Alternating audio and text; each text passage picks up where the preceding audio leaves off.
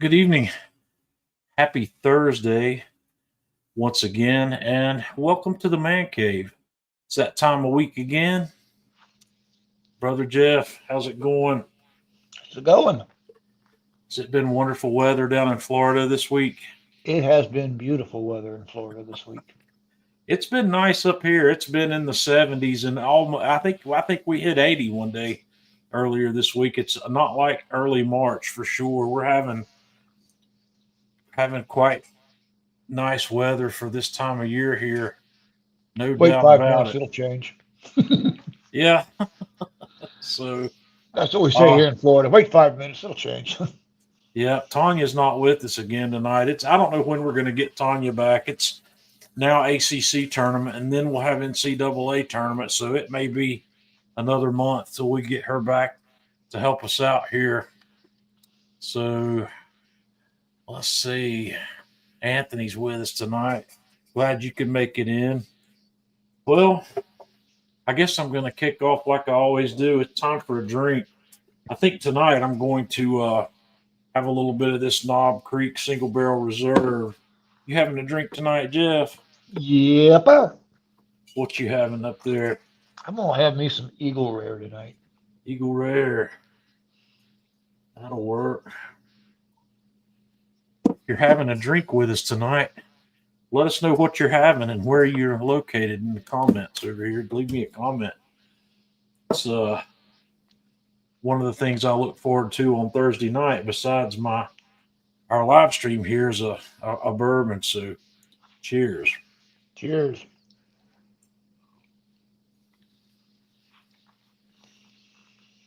It is a Yankees hat, Anthony. I've No got a timing Mets for hat taste. also. I've got a Mets hat. Michael, glad you could No make it. timing for taste. Yeah, I forgot that I had this hat on actually. This is the first time I've worn this hat in a while. But yeah, it is a Yankees hat. So I'm not really a Yankees fan. When I buy hats, the the hat that I buy might not be because I like whatever it represents. The one I bought's the one that fits my head. I've got a fat head. I wear a 7 3/4 hat size, so I'm kind of limited as to what I can buy. But this cap, this brand, this new era, this model 3930 is a flex. They're a flex stretchy hat, and the extra large size of these guys I can wear okay, and I buy these occasionally when I find one I like. And I've got several of them actually, so there's several different ones. The Mets hat that I have is the same thing. So it's once again, it's one of the things I can if it fits. Levi, glad you could make it with us tonight. Oh, and I'm taking tomorrow night off work, which is kind of nice. I don't normally just take a Friday off, but I'm taking tomorrow off, and so I don't have to go back to work till Saturday this weekend instead I of think I'll take Friday. I'm tomorrow kind of off too, John. yeah. Well, you do that. Did you cook anything this week, Jeff? Anything fun? Did I cook anything fun? Yes. What did I cook?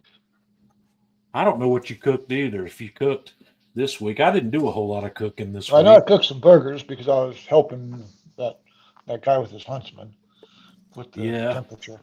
Uh, I forget. I cooked something. I cooked Must have been hamburger real steaks. memorable.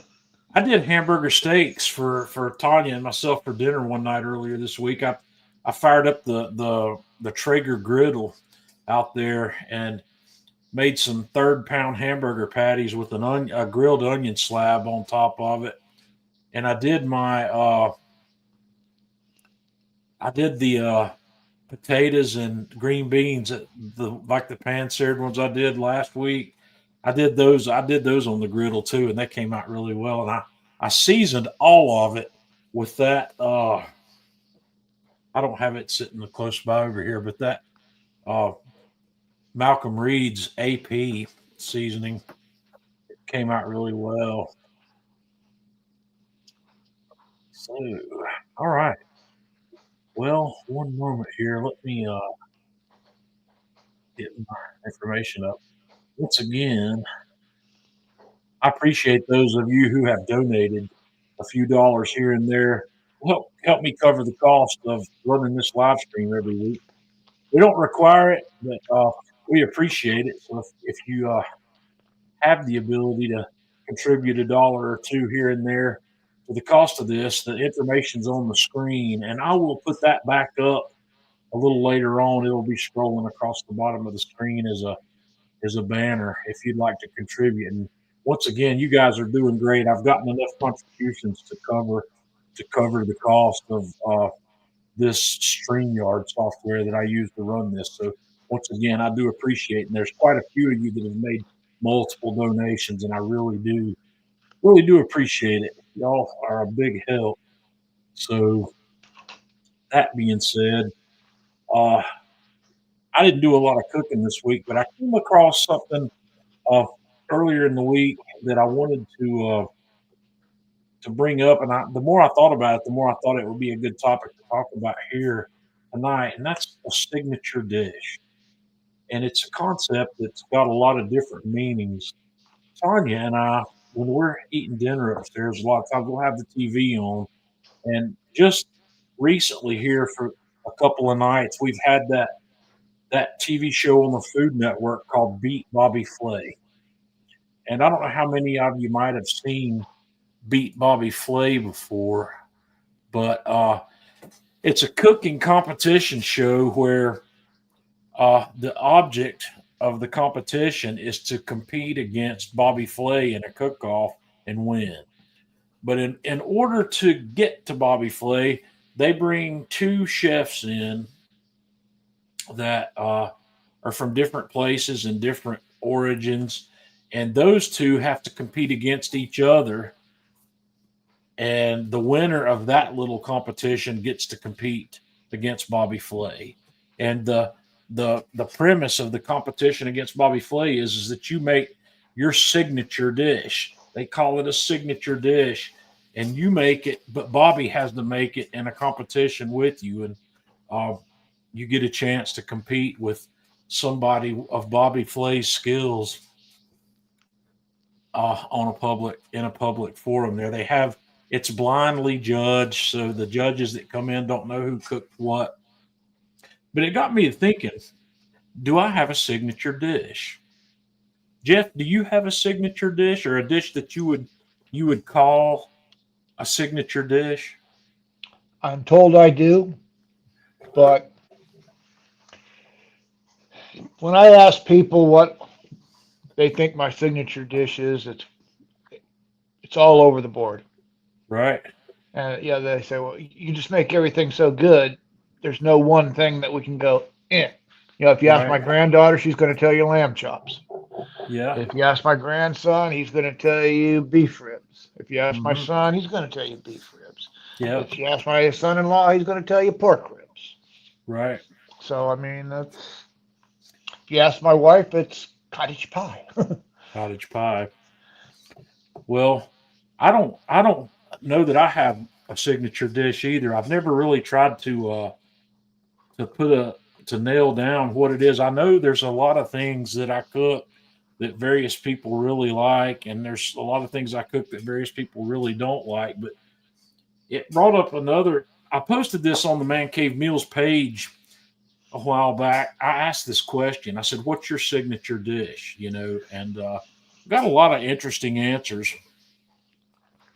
And somebody came back and asked me, "Well, John, what's your signature dish?" Which I didn't really have an answer to. And during the rest of the week here, I've tried to sit down and think about what, for me, defines a signature dish. What uh, what characteristics or what about a dish? Any of you guys that are listening, or girls, or who all we've got on here tonight, do you have a signature dish? And if you do, leave a comment, post in the comments what you think your signature dish is, and I'll try to have a look at them as they come up. I'll try to keep it on there. But so Jeff, when I asked Jeff this question here, one of the things that it looks like what I want to do is try to determine what is a signature dish to start with, because that Jeff and I were having a little conversation here before we went live that the whole concept of a signature dish means different things to different people, and there's not a right or wrong. A signature dish can be whatever you want it to be or whatever you think it should be. But what I've done here is I've got a little page together where we can come up with some notes. What constitutes a signature dish? So Jeff, one of the things based on what we just asked Jeff is what people like that we make.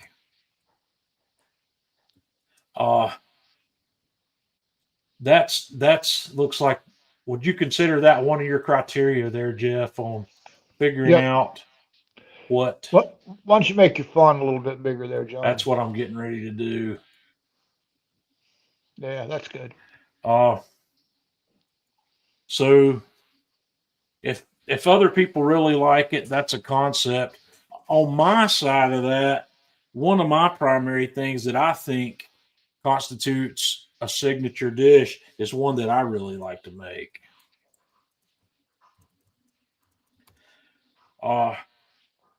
What else, Jeff, do you think would consider making a criteria, or what criteria do you believe that helps determine, besides what other people like that we make and what you really like to make in those terms? What? I'm drawing a blank, John. One of the other things that I obviously think makes it is not only do I like to make it, but I really love to eat it. That I think I can't type on this keyboard. Dadgum. I'm not in my ergonomic keyboard or in my ergonomic position here. So we've got. Do you have that problem too? Can't type with a flip unless it's an ergonomic keyboard. Right. My desk, I've got one of those nice ergonomic keyboards, and this one's not, and this one's down lower than I'm used to working on. So I have to really like to make it. I have to really love to eat it. And it's what other people like that we make. One of the other things for me that I would think would help me guide, it fits into these first two that I've put here, but when I go to certain restaurants, I look for it.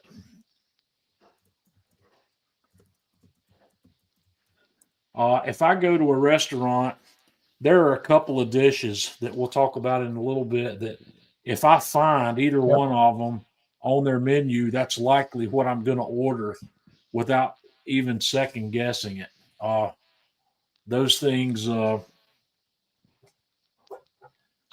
Totally agree. Right. Another thing that would help me determine a signature dish is ability to use specific ingredients that I like.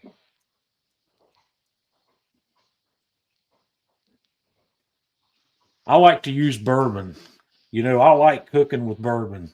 I like cooking with beer, and whatever I'm going to determine to be a signature dish for me is going to give me the ability to use ingredients that I love to cook with. It's also going to be based on my ability to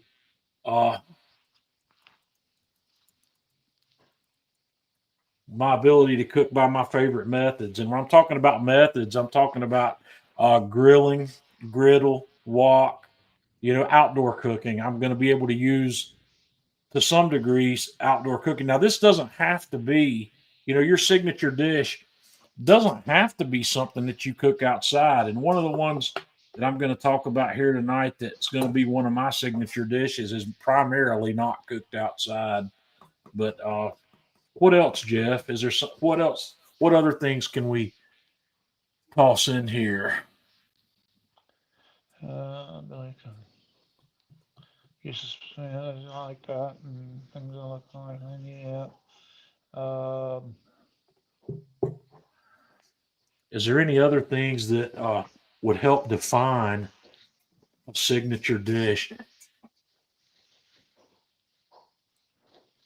Anthony put up here talking about a standout or iconic item on the menu reflecting the chef's unique cooking style or the culture of the area. Yes, that's a pretty good summation there of that. Um, I say when it gets down to, like I say, when it gets down to me with signature dishes, a lot of times it can also be uh, the ethnicity of the dish, be it Cajun, be it Southern, be it German, be it Polish, uh,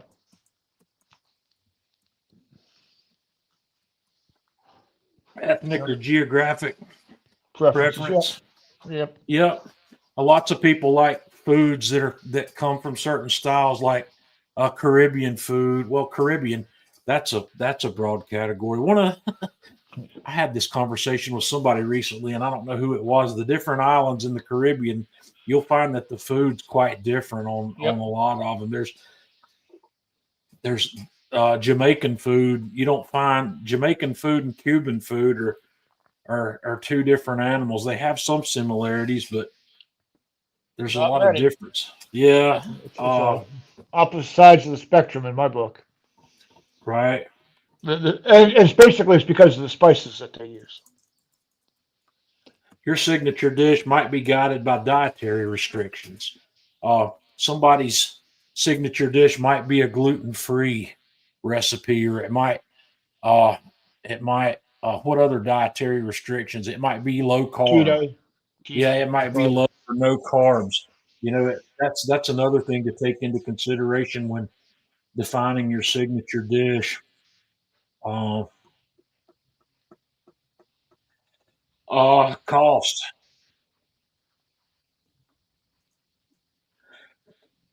Your signature dish might be determined by how much it costs you to make it.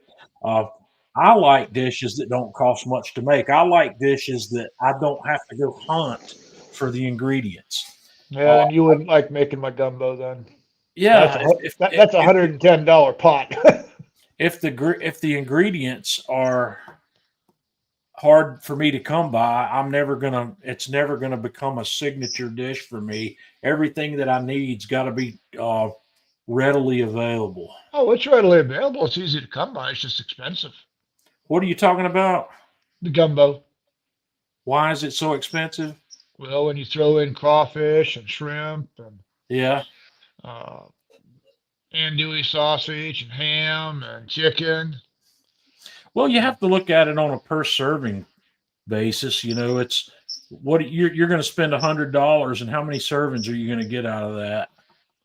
Oh, true, true. I mean, when you break it down, I probably get 20 plus servings out of that. Okay, well that's a But it's $5 servings, not too yeah, it's bad. it's almost 5 gallon pot of gumbo I make. Yeah, the serving cost of that's not that bad at all. It's like uh, it gets expensive sometimes to make a dish if you've got to go buy all the ingredients to make it. Well, I've made dishes before, especially for videos, where I've had to go buy. If you have to buy 2 or 3 bottles of spices or seasonings, that recipe is going to be expensive. Yep. Even though you're not going to use all those, you're going to have lots of leftovers of those spices and seasonings, but it can be expensive. And You it's know, normally spices and seasonings that you don't normally use, so it's right? pretty much restricted to that recipe. Yeah, I like to cook things that my spice shelf over here. I typically always have everything I need. It's very rare that I come across something I want to make that I don't already have the spices. Because one of the things I do is when I run out of something, I make a point to get it next time I go to the grocery store, whether I need it right away or not, because I've probably got 4 or 5 herbs and 10 or 12 spices that I keep on hand here all the time, and I'm always covered. Uh, Notwithstanding garlic, because I buy garlic on an as needed basis. Because I use fresh garlic unless I can't for some reason or another. And but anyway, Yeah, that garlic, chives, parsley, oregano, thyme, rosemary. I try to buy all that fresh. right. So And so you grow a lot of that, don't you? Still, or are you not? I grow my rosemary, I grow thyme, I grow chives, I grow parsley, uh, I grow sage. Those are about the only 5 herbs that I grow. If you want to call chives an herb, I guess you can because I'm using the green part of it. Uh, so a lot of those I do keep on. I do have fresh during the warmer weather months, and basil. I have fresh basil when it's in season, and I just don't use dried basil that often. I don't keep dried basil here, but when I've got fresh basil, I'll use it. Uh, maybe this year when I grow my basil, I'll see if I can find a good way to preserve basil or to dry it to where I can use it. One of the problems I have personally with keeping basil and drying it, it's like when I dry it, it's got no flavor or aroma to it. I don't get any of that. Maybe I'm doing something wrong. I need to research that a little bit because my basil, I usually put 2 basil plants out, which is more than enough basil. I really don't need but 1 plant because those things, if you trim them properly when they're coming up, they produce so much basil that it's crazy. It's silly how much basil you can get off of 1 plant. And sage is the same way. The sage plants come back every year. The basil does Yeah. not. My sage, my rosemary, my thyme, my parsley, my chives, and my sage come back. All those I don't have to replant every year. But the basil does not come back. It's one and done. I don't know if that's different in different climates or not. Do you grow any of these things, Jeff? No. Have you ever considered growing some herbs? Yeah. If I could keep my dogs out of them. I'm wondering how basil does in a climate like yours, where it's never going to see freezing temperatures. I don't know. Probably go year round. I'm curious about that. I need to ask that question because I don't know. Sometimes these basil plants might go forever, but they don't here. Once I get the first freeze, the basil's done. No, I'm not very good with plants. I forget to water them. Yeah, I'm good with roses. I'm good with key limes. That's right. pretty much anything that's outside and gets the rain. We're good. So I'm going to minimize this back down here for a minute. I'll bring it back up in a little bit, but I think that's a pretty good list of what would constitute a signature dish. And this is in no particular order here. I think there's an order to this that, in terms of importance to me, that's going to be different from you or different from Jeff or different from anybody else. But a signature dish is something that we make that our friends and family love. They come to expect that from us. That's a pretty good bullet point. And Okay, so let's talk about when we go out to a restaurant. If we're going out for breakfast, what do you look for in a signature dish for breakfast, John? uh, well, my signature dishes don't really include breakfast food, but if I'm going out for breakfast, one of the things I always look for is a nice Belgian waffle. Okay, I look for good eggs Benedict, preferably crab cake egg Benedict. Right. So I like a Belgian waffle, and so if I'm going to create my own signature breakfast dish, it might be based around a Belgian waffle. Eggs Benedict, is something that that's a pretty good breakfast meal. It's let's see if I get this right. It's a English muffin Mm-hmm. base with Canadian bacon, Mm-hmm. poached egg, Mm-hmm. and hollandaise sauce, Yep. probably with chive on top of that. Some people Is put it chive, some people put paprika, some people put um, scallions on it. right? Something Yeah. something garnish. Yeah. A paprika garnish would be good on that. Maybe paprika and the green onion or scallion or whatever. But yeah, that's a pretty good dish. And once you get the hang of making the hollandaise sauce, that dish comes together pretty quickly. Yeah. A hollandaise is real quick to put together, but oddly enough, that hollandaise sauce takes a little practice to get it right every time. And uh, it's a sauce that breaks easily. So, and any sauce that uses egg yolk can you got to watch the temperature on it or you'll ruin it right away. So, Yep. but that's a breakfast. My personal signature dishes probably won't include breakfast, and uh, Well, I let's jump to lunch. well, I'm not necessarily talking about having a signature dish for each meal. Oh, I Uh, am. yeah. So, what would your lunch signature dish be, Nice pastrami sandwich, about two pastrami? inches thick. Yeah. So, I guess if I was gonna have a signature sandwich, I think a signature sandwich is something. Now that you've mentioned that, is something I'm gonna want to work on, and it's gonna. There are so many sandwiches that I love.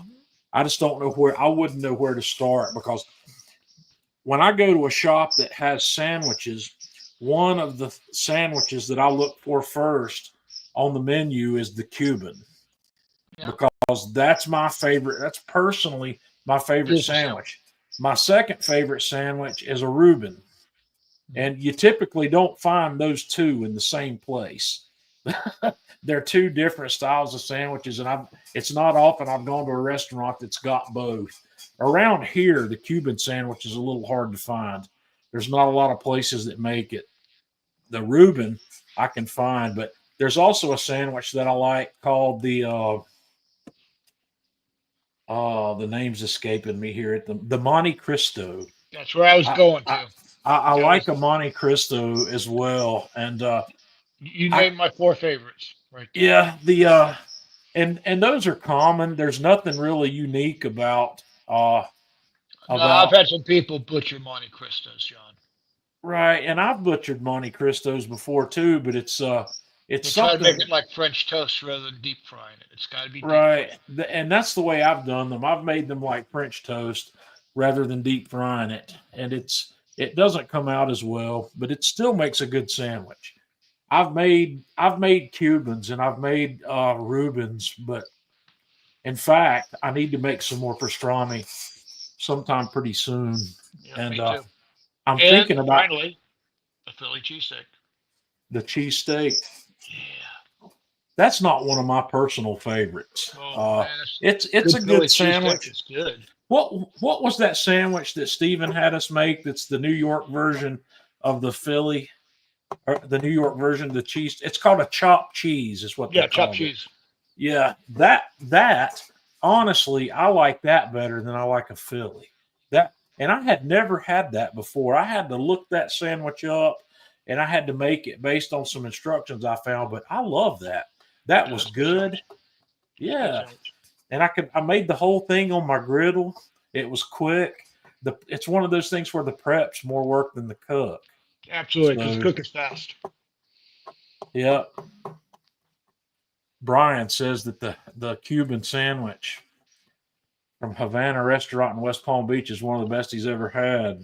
Brian, I second that 100%, buddy. I have eaten at Havana's in West Palm Beach. They're on uh, corner of Okeechobee and what is it? What That what makes that sandwich special at that location? that they have a walk-up window, John. They serve Hmm. Cuban sandwich 24 hours a day at that Right. restaurant. But what makes the And sandwich so good? just the way the bread, the way they press it and whatnot, it's wow. I mean, Right. it's hard to describe. You would have to have one. If you had one, you'd go, "Damn, I gotta have another." There's two pieces to a Cuban that I think make or break it. And oddly enough, it's not the meat. It's going to be the quality of the mustard and the Swiss cheese that go on it. Also, the quality of the pickle. Well, true. Yeah, you've got to have that too. The pickle, I would have to have a nice, good, strong dill pickle, Yeah, yep. but that's Because just me. the ham and the pork is just Yeah, it's basically canned ham, canned pork. but the Cuban sandwich, that's if I was going to come up with a signature sandwich, which now that we've talked about this, I'm probably going to do it. I want to make my own version somehow of either the Reuben or the Cuban, one or the other, or maybe just do both. But You do the both. I mean, you got that griddle. You're gonna come out good either yeah, way you go. I mean, that's man, I love cooking on this griddle. I yeah, don't know griddles how are I fun. got away with not doing that for so long. I guess it's because I just didn't have time to do it, and now I do, and I've missed I've missed out on that for too many years. But so a sandwich, a lunch sandwich.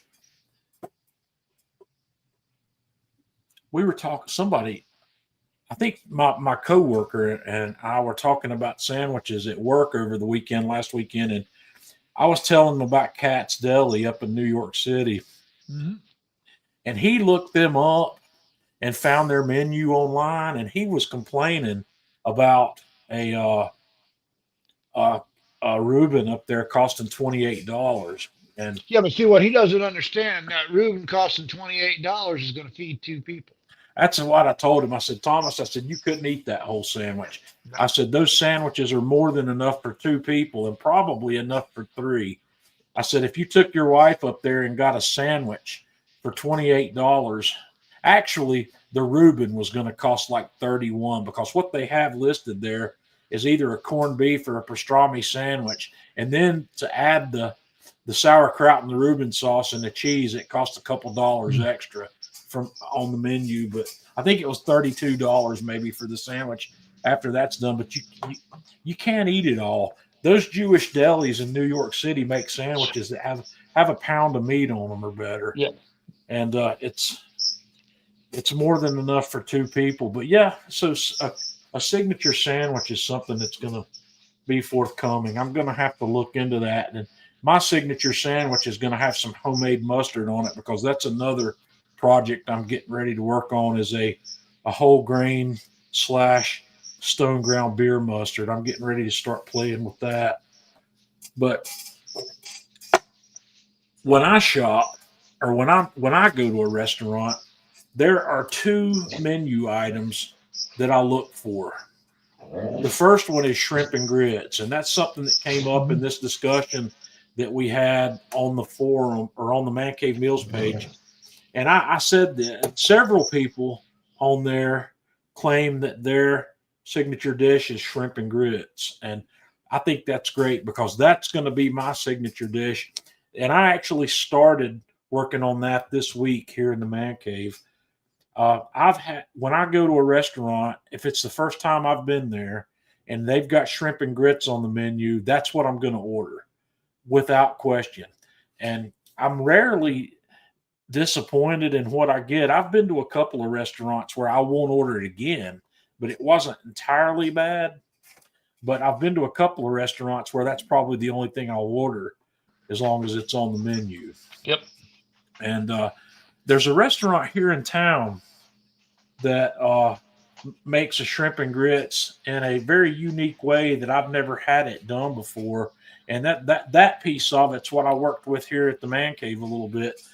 This chef at this restaurant made his grits the day before and he put them out on a pan and spread them out and put them in the refrigerator overnight to let them firm up. And then the next day he pulls them out and cuts them into these rectangles that are yay big and probably an inch thick. And and then he breads them using a seafood breading, and he deep fries those, and that becomes his base for his shrimp and grits. And I was so enamored by that when I had it that my own signature shrimp and grits, I'm going to make a base like that for mine. And this week I played with it, and I had a, a 50-50 success slash failure on mine because the way I chose to bread mine didn't give me the result I wanted. I pulled mine out of the refrigerator and cut my rectangle like I wanted it. And the first thing I figured out was once I cut that rectangle, I need to put it on a tray on a piece of parchment paper, and I need to throw it in the freezer for 30 or 40 minutes to let it firm up even more. Because even after either that, or I need to, or maybe both, I may need to make my grits slightly thicker. But after chilling those grits, they still weren't quite as firm as I thought they needed to be for me to work with them to bread that grits cake. So I'm going to need to do whatever it takes to firm it up a little more, which I really like the consistency I had after I deep fried it. So I may just put it in the freezer and firm it up rather than change the texture of my grits. But I tossed that in flour, and then an egg wash, and then the House of Autry grocery store variety seafood breading. And then I dropped that guy in my deep fryer until it browned up nicely. I guess it took it 6 or 7 minutes to brown up nicely. And coming out of the deep fryer, the first thing I noticed was this grits cake is not as dark as the one that I had at the restaurant that I got it at. And I got to trying to figure out why that was, and I figured that it's the egg wash. I went back to the bag, the House of Autry seafood breading bag, and it said just make sure whatever you're going to bread is wet to where this will stick to it. It didn't recommend using an egg wash. And when I floured my grits cake, the flour stuck to it nicely. And I think probably that's really all I need to do is I need to take the egg wash out of that loop, and then I'll come back, try it again, and see if I can make that base. But my first signature dish is going to become my shrimp and grits. And my shrimp, I'm probably going to grill the shrimp where I can. I'm going to use rather large, probably like 10 to 15 count shrimp, shelled with the tail on. And I'm probably going to cook them on a grill because I want a visible grill mark on my shrimp. I think I'm going to want a visible grill mark on the shrimp, maybe. I haven't fully decided that yet, but that's going to make it even more complicated because I'm going to want to make the sauce, make pan sauce that's going to be butter and garlic based, kind of like a scampi, but there's going to be a couple other things that go into mine that'll change that and change the color. The sauce is going to end up a bit on the red side of mine when I'm done with it because there will be some tomato paste there as well, and there's going to be some bourbon because I'm going to finish that with a flambe. That's the only way I can. That's how I'm going to incorporate the bourbon. I'm going to deglaze the pan and with a little bourbon maybe, but then flambe that at the end before it gets plated. But I like the process of thinking through what I'm going to do, and whenever I finish this, which I don't know how long it'll take me to do it, I'll make it, I'll document it, and I'll bring it here, and we'll say, "Oh, this is my signature dish." But what I'm hoping to do is challenge everybody. If you don't already have a signature dish, then come up with one. Use some of these criteria to figure out what your signature dish is going to be. The other thing I look for if I go to Jeff, is there anything specific you look for when you go out to eat? Are there a group of menu items that you chase? Yeah, shrimp and grits is number one on the list. I just love shrimp and grits. It's just a good hearty meal, Hmm. almost comfort food. Say it depends on the type of restaurant I'm going to. If I'm going to a German restaurant, I'm going after Jägerschnitzel. Uh, Otherwise, shrimp and grits. If I'm going to Italian, I'm probably looking at a lasagna. Right. If I'm going Greek, more than likely it's going to be a gyro. But if you, let's say, for instance, if you just walk into a variety rest, do you have a restaurant down there called Kickback Jacks? Nope. No, I don't know. Maybe let's take Applebee's for instance, or some restaurant that's just a variety restaurant that's got a wide variety of things. It's not a specific ethnicity or a specific style, but when you walk into one of these restaurants, is there something you'll see on the menu that says that you say that's what I'm going to have, and you would do the same thing in another restaurant if you came across it? Well, the Well, shrimp like and grits, shrimp the and grits, fajitas, yeah, the fajitas. I like fajitas a lot at restaurants. fajitas. Okay, I didn't think about fajitas, but fajitas are insanely popular at a lot of Mhm. places I go, and I love to hear them coming because they bring them out of the kitchen on a It's a sizzling hot, facial. yeah, on a sizzling hot cast iron dish that makes sure that meat gets cooked well done and is nice and chewy when you get to it. So yeah, I also am a sucker for chicken and waffles. And chicken and waffles, I don't know if you'd call that soul food or an ethnic food, but It's a it soul it food. is it is really. I've probably had chicken and waffles from 10 or 12 different places, and it's a really simple thing, but it's really beautiful when it's well done. Typically, you'll have a Belgian waffle base, and they'll take one of these like a round 8-inch Belgian waffle, and they'll cut it into quarters, and you'll get Yep. two quarters. Two quarters maybe on your plate, maybe three. You won't usually get four because that's a lot of waffle for this plate. But the chicken, the chicken is more of the star of the show, and the chicken's going to come different ways depending on where you're getting it and who's making it. The chicken might be grilled, it might be roasted, but most of the time it's fried. It's fried. It's deep fried chicken, and that chicken's been marinated overnight in something that's got a little bit of heat to it. It's going to be a little bit spicy, and it won't be overly spicy. It's not designed to be No. a scorching plate, but it's also going to be drizzled in maple syrup. That's probably going to have a minor heat level with that maple syrup as well.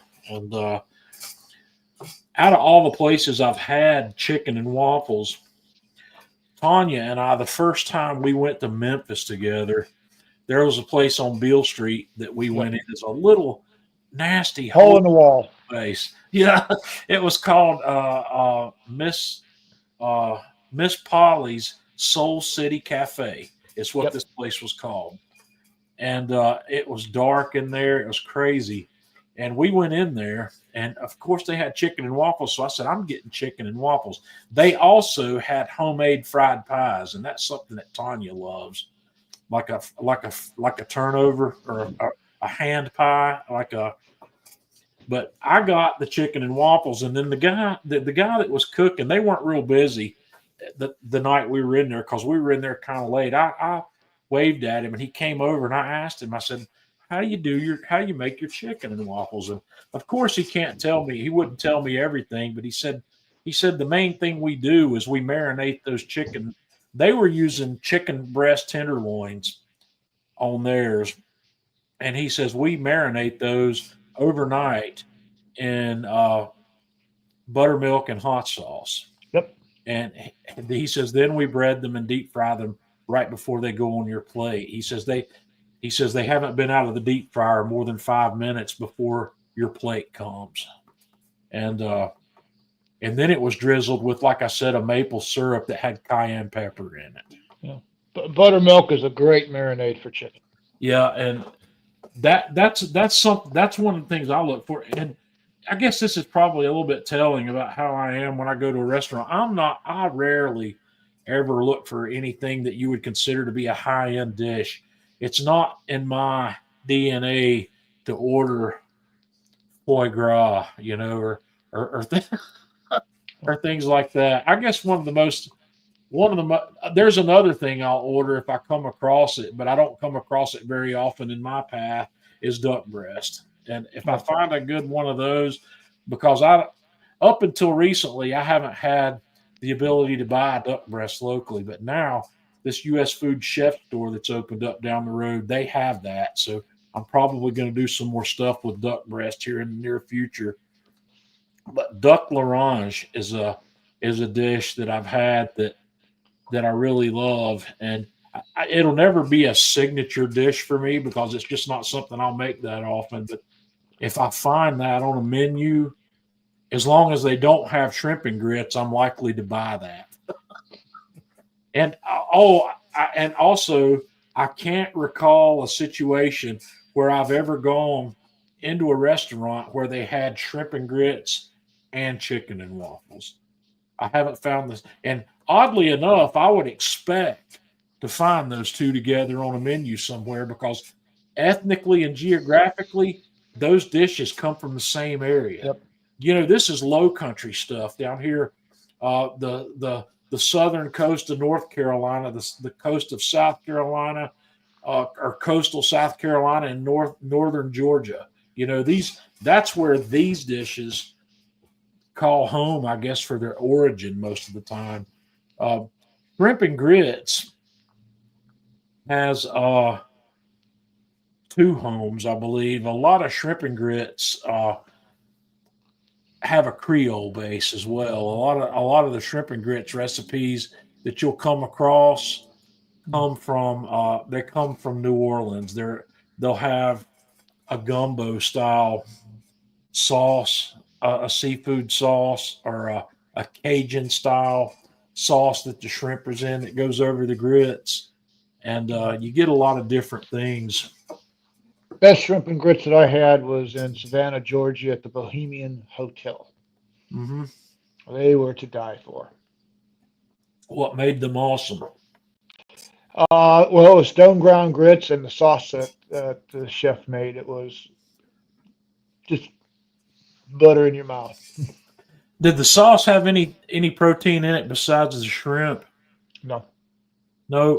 Nope. I've had shrimp and grits before that have had crumble bacon.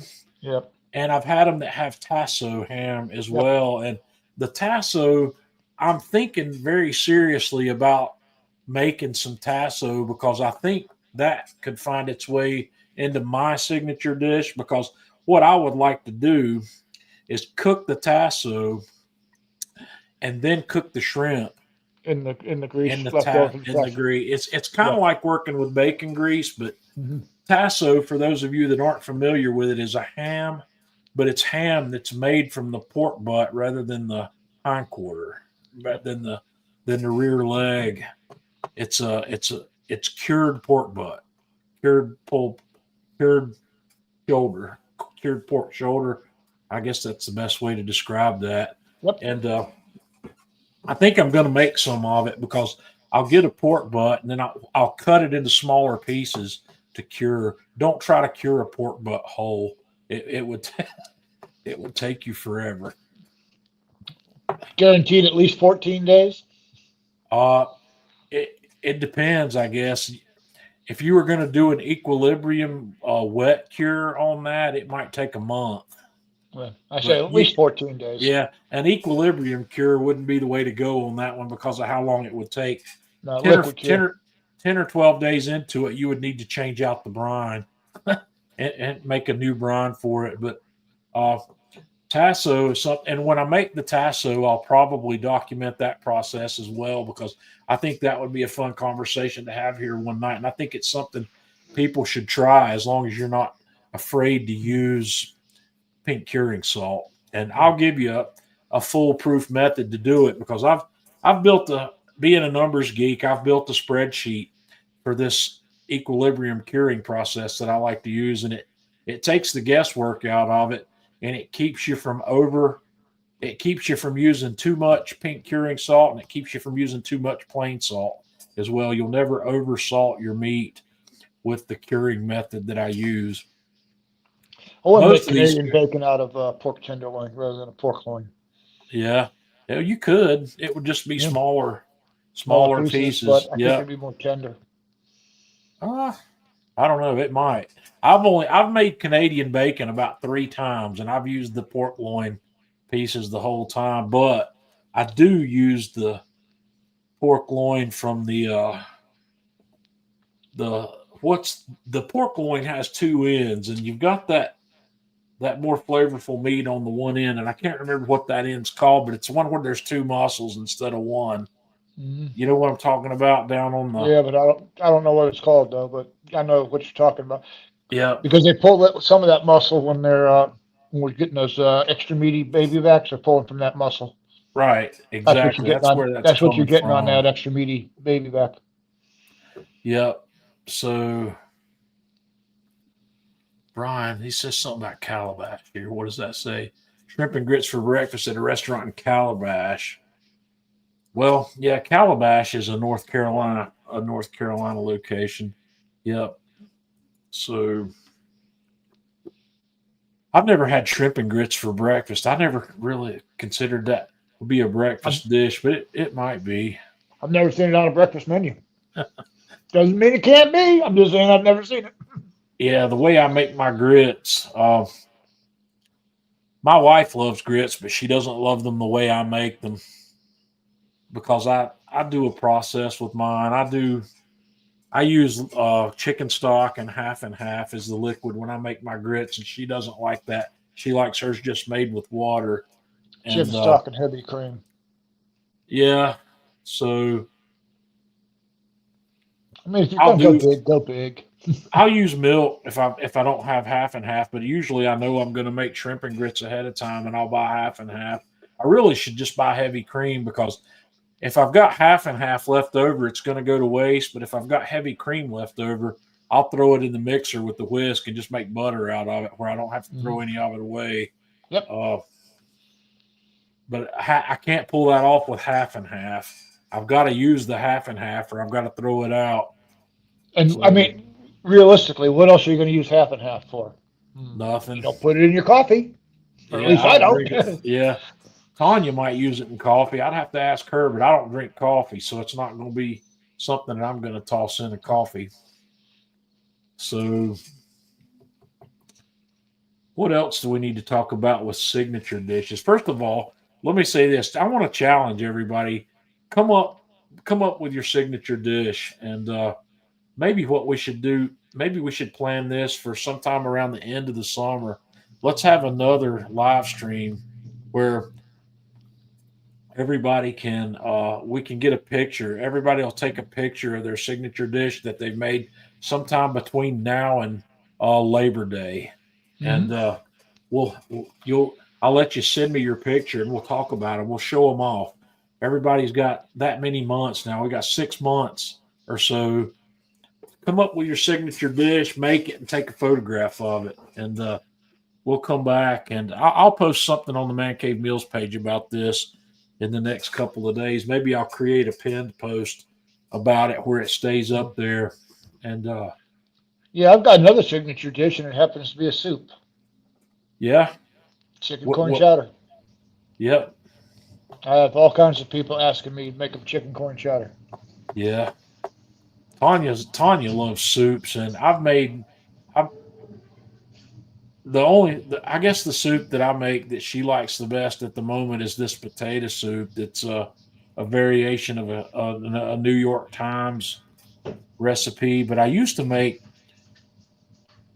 fire roasted tomato soup. I would Mhm.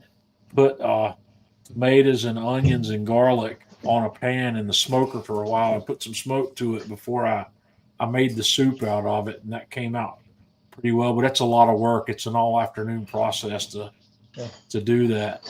Tanya's got a hack for tomato soup that I can't get away from. It makes incredibly good tomato soup. You get one of these standard size jars of tomato sauce from the grocery store, whatever variety you like. You put that in a saucepan with 2 cups of chicken stock and 1 8-ounce block of cream cheese. and that becomes your tomato soup. I always like to dump it out and put it in a blender because I've never been able to get the cream cheese to dissolve, to break up completely. So when after it's soft and mostly falling apart, I toss that thing in the Vitamix and pulse it a couple of times, and then put it back in the saucepan. And I've got a beautiful tomato soup that's really hard to beat.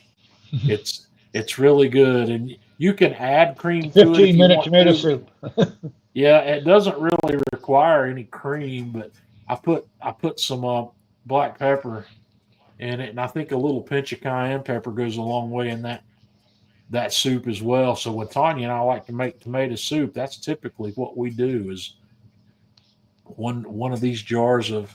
You can use whatever tomato sauce you like. I typically find one that's like a fire roasted garlic. I don't buy one that's got meat in it. You could get some of And, the cheese ones though that would do well here. and what do you eat with your tomato soup? Grilled cheese sandwiches, of course. Bingo! Yeah, that's a Duncan! given too. Yeah. uh, I don't know which one is the side dish in that meal because I like both Agree. pieces of it equally well. Yeah, we always do grilled cheeses, and that's another reason Usually you I'll run out of fire up grilled the cheese grill. before you run out of soup. So Yeah, and you can cut the grilled cheese into strips and dip it in the soup if you want to. now I just But cut mine diagonally into quarters and dump yeah, away. so but yeah, Tanya, I don't remember where Tanya found that recipe. I think she found it. That might have been a recipe that she found in that. What's that carb counter app called? Carb Manager. Have you seen that app, Jeff? That was the one that I was using when I was doing the keto. This Carb Manager. I think that recipe may have come out of Carb Manager, Could but be.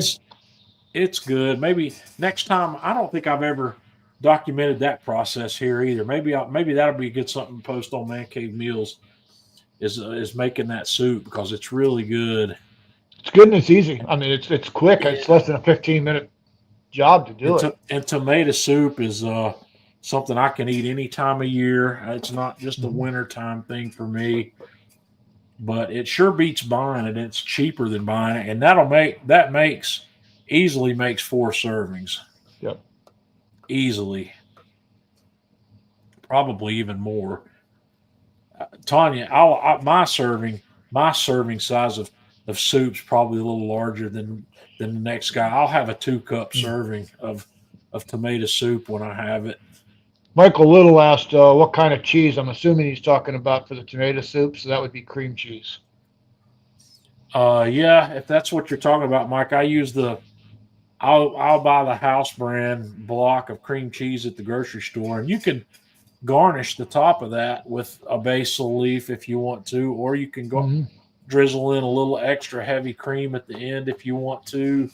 Uh, Bacon, you could put crumble bacon on top, or any number of things. I've seen people garnish tomato soup with so many different things. I mean, I, when we I get into lost soup, count. that's a whole. There's like 5 or 6 soups that I really, really like making. Mhm.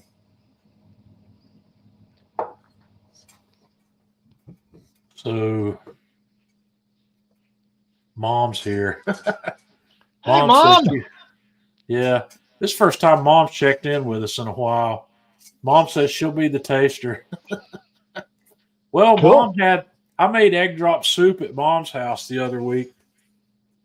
My wife and I get together with my sister, and we go to my mom's house the first Wednesday night of the month, and my sister and I, or me, or whatever, cook the meal. And this past trip down there, we made egg drop soup. I think my mom asked for that specifically because I've made it down there before, but I made egg drop soup, and we had some grocery store variety frozen egg rolls to go with it. It's pretty good. Egg Michael drop meant the soup. cheese for the grilled cheese.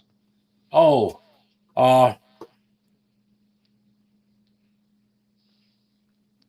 I think the one we did the other night just had extra sharp cheddar on it.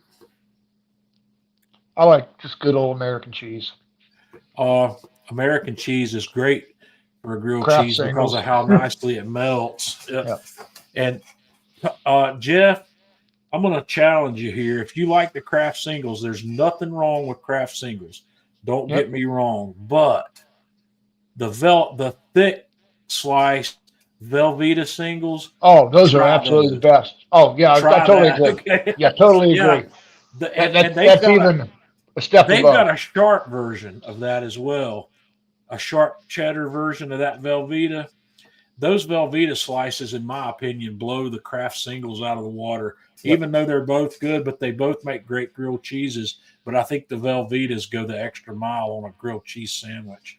Totally agree. So if you're going to buy that, I think the Velveeta is probably slightly more expensive, but it's worth it. And I put 2 slices of that on a grilled cheese when I make it. And No such thing as too much cheese on a grilled cheese. no, and sometimes I'll put other things on the grilled cheese as well. I might put bacon on it if I've got some cooked bacon, or I might put crumble bacon inside of it, or I might put more than one kind of cheese on it. Even take and fry some ham. Get deli sliced ham, fry it, and then throw it into your grilled cheese. That's great too. I would not hesitate for one moment to grate some Pecorino Romano or Parm onto the top of that cheddar inside that sandwich. And another thing I do that a lot of people don't do on a grilled cheese, and this will make some people mad. Instead of using butter to cook that, I will smear the outside of my bread with Duke's mayonnaise, just a thin layer of mayonnaise, and use that to grill my sandwich rather than butter. And I prefer that. That works. If you haven't tried that before, I highly recommend at least trying it. But I cook mine that way rather than putting butter in the pan. And I'm not going to say that I can't think of anything wrong with the butter. The thing that happens with butter is if I'm cooking on my griddle or if I'm cooking in a pan, the butter that's not directly underneath the sandwich it browns because it's getting really hot, and it gets too brown sometimes. And then if I move my sandwich around, I'll have some over browned butter that gets to be part of that sandwich that I think's a little bit bitter.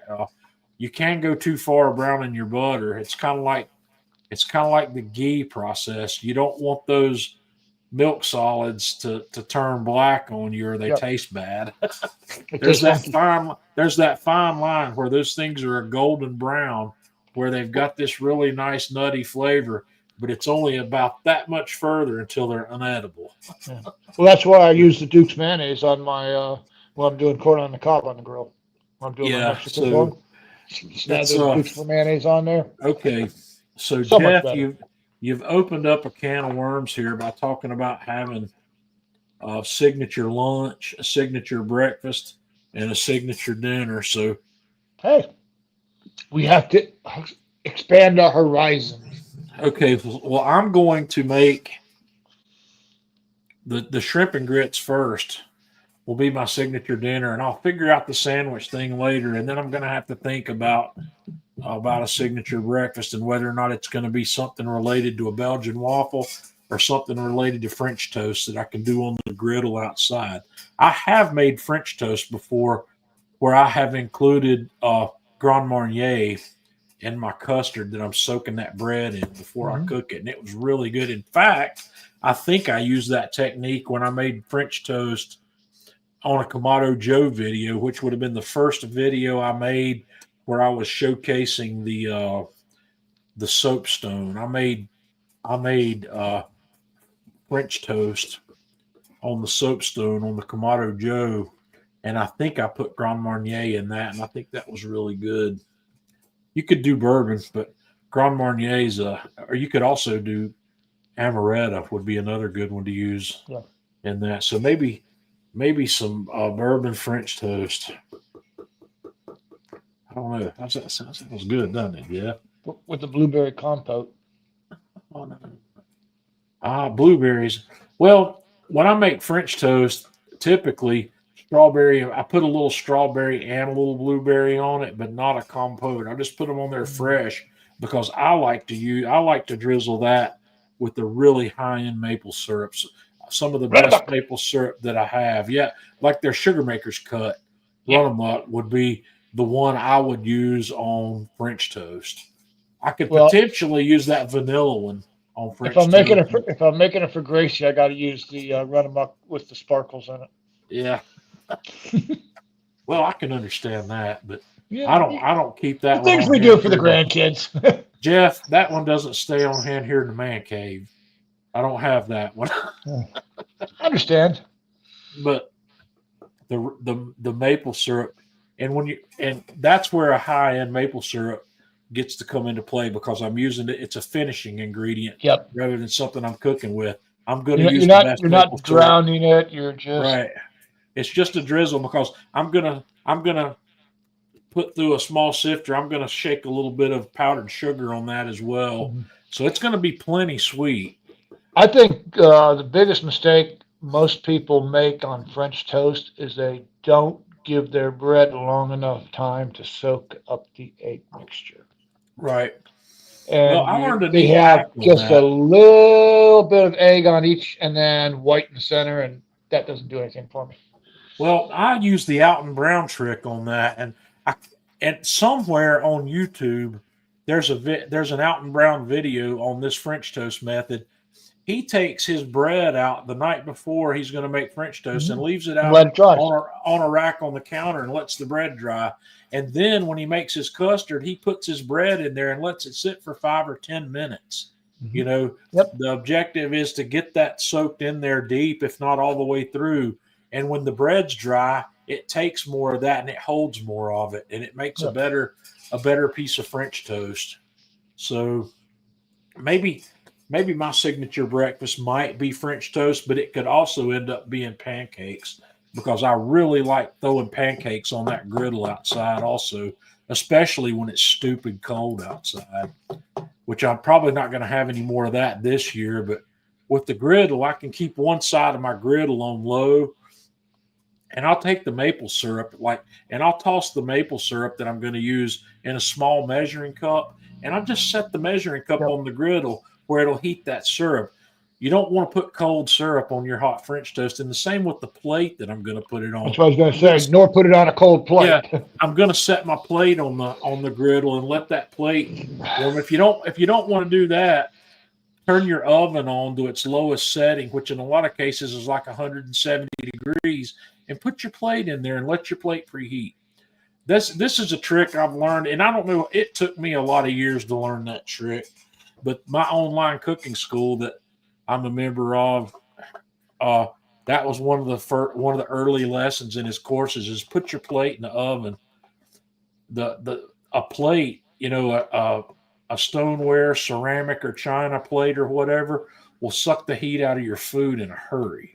Yep. And we used to always put ours in heated drawers. Yeah. Keep them hot. But the oven, I'll take plates a lot of times in photos and videos. You might see a plate sitting on my grill or sitting on the oven, and I've done that to heat it up, and it makes a big difference. I like in the restaurant when they bring me the plate and they say, "Watch it, it's very hot. Don't touch it." Well, I appreciate that. And I'll pick it up and I'll go, it's not that hot. Yeah. Well, if you've got chef hands like Chef Eric does, Chef can pick coals up out of the bottom of the grill and move them around with his bare hands. I can't do that, but burns him. I can pick up the hot stuff with. Yeah. My cutoff point's around 300 degrees. That's where I call it. I'm not touching 300 degrees is dangerous. That's 300's fine. Nope. But I got no feeling in them, John. I've done it for so many years. Well, just because you don't have any feeling in them doesn't mean you won't end up with a 3rd-degree burn from doing it. Look at those beautiful hands. Yeah. Don't even have arthritic fingers. That touch contact's not like convection. You can stick your arm in a 300-degree oven and not have any problems with it. But if you bump up against the side of it, you're going to wish you hadn't. 300. To me, the worst thing in the kitchen is a cold hot pad. I mean, it's a wet hot pad. Ooh. Yeah. That'll burn you quicker than anything. But yeah, I get the plates hot. That makes a big difference in how quickly your food gets cold on the plate. Don't put cold sauces on your food either. If you're going to use the sauce that's in the refrigerator, take it out and warm it up. Or remember our head-to-head breakfast cook we had a while back, Yeah, where we took I made the small tacos with uh, pork sausage, flattened it out, put it yep. on there, and the egg and whatnot and whatnot. Well, it was good. And Brian, you're exactly right. That's the answer I got from her when I asked her. I said, "What do you think my signature dish is?" Flat dog. And it was the Valentine's Day meal, without question. That's my that's the favorite thing. That's her favorite thing that I do is the slot dogs, the homemade hot dog chili, the homemade pimento cheese. And see, that's where you and I were talking before the thing. What's your signature dish? It depends on who you Right? ask, Yeah. because And Tanya's going to give you the slot dog. Just like Grace is going to say lamb chops. right. Because Well, anytime she's over here, that's what she wants, lamb chops. Tanya's dad loves my baby back ribs, and he would say that my baby back ribs are my signature dish. Well, those I those don't know baby if back ribs that we do are just, I mean, yeah. damn, those are good. So it does depend on who you ask, but if I'm my objective here is not so much as what other people think my signature dish is, but what I want my signature dish to be. That's kind of what we're talking about tonight. I'm gonna create now three signature dishes. I got to come up with a breakfast one. I'm gonna have a signature sandwich. I don't know, Jeff. That speaking of signature sandwiches, you remember when we did the sandwich heads up thing? That Yep. you remember that grilled chicken salad sandwich that I did with the Yep. fresh cayenne pepper? Mhm. That's one of the better sandwiches I've ever made. That was here on the live stream that we did Yep. that, but that grilled making chicken salad with smoked chicken, and then I had fresh cayenne peppers from my plants. That was really good. But Yep. Well, we've done I'm some good meals. I mean, it's just we've done a lot of great stuff. So uh, so I got to come up. I'm going to work up my shrimp and grits first, and whenever I get the shrimp and grits, I've made shrimp and grits plenty of times, so I don't have a lot of changing to make, but I'm going to define the one. I haven't done it with the bourbon. I haven't included bourbon in my cooking process yet. So once again, I said I'm probably going to grill the shrimp, but I'm probably not. It's probably going to be pan cooked where I can use the bourbon the way I want to use it. I Well, was going to say that's really the way to do it. That way you can create your sauce in the pan and get your well, I may shrimp still nice. cook it. I may still cook it outside on the grill. Like Oh yeah, you know that definitely. that carbon steel pan that I had when I cooked the potatoes and green beans the other week with the Mhm. with the pork tenderloin. I'll use that same pan to do the shrimp Mhm. and do them out there over charcoal. And there's shrimp.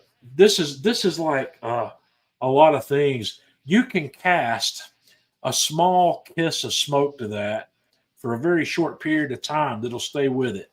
That shrimp will pick up a little bit of smoke if you put it Mhm. in the smoke for just a couple of minutes. It doesn't take long, but shrimp is an ingredient you've got to be super careful not to overcook. Uh, Shrimp becomes rubbery and chewy if it's overcooked, and I don't like mine that way. And the beautiful thing about shrimp is don't don't worry about bringing your thermometer out. Just look at it. The shrimp, you can see when the shrimp is cooked. The shrimp changes color as it's cooked, and all you've got to do is see that it's changed colors all the way through. And I typically like to pull mine from the heat just before it gets to that because it's going to coast right on in.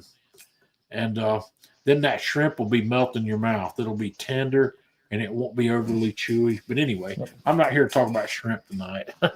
So Yeah, we're at the hour yeah, we are. 15. We've gone long again. So I've got to hang it up. I've got to call it a night. So guys, I appreciate it. I appreciate you hanging out with me. This is the first time I've had a live stream in a while where we weren't talking about specific cooks, but I thought this signature dish idea would be fun to talk about. So we will come up with some additional ideas to this down the road. But I'm challenging everybody here to come up with your signature dish, because I'm gonna call all of you out on it. Let's say the first live stream we have after Labor Day, Jeff. We'll talk That's what I was about going to say. signature Month of dishes September. after Labor Day. So you got all summer. Oh, after You the got finish of grilling season. Yeah, after grilling season's over, we'll talk about your signature dishes, because since grilling season ends on Labor Day, we don't have to worry about firing up the grills again till Memorial Day in May. Blasphemy. Our downtime. Grilling season ends at the end of September, or is it the 1st of September? It's the end of September, and doesn't start back to the end of May. So keep that in mind. Grilling season. Actually, we're still in that. We're not in grilling season now, are we? Not yet. No. Okay. All right, guys. I appreciate it. Thanks for hanging out with us, and we'll see you back next Thursday night.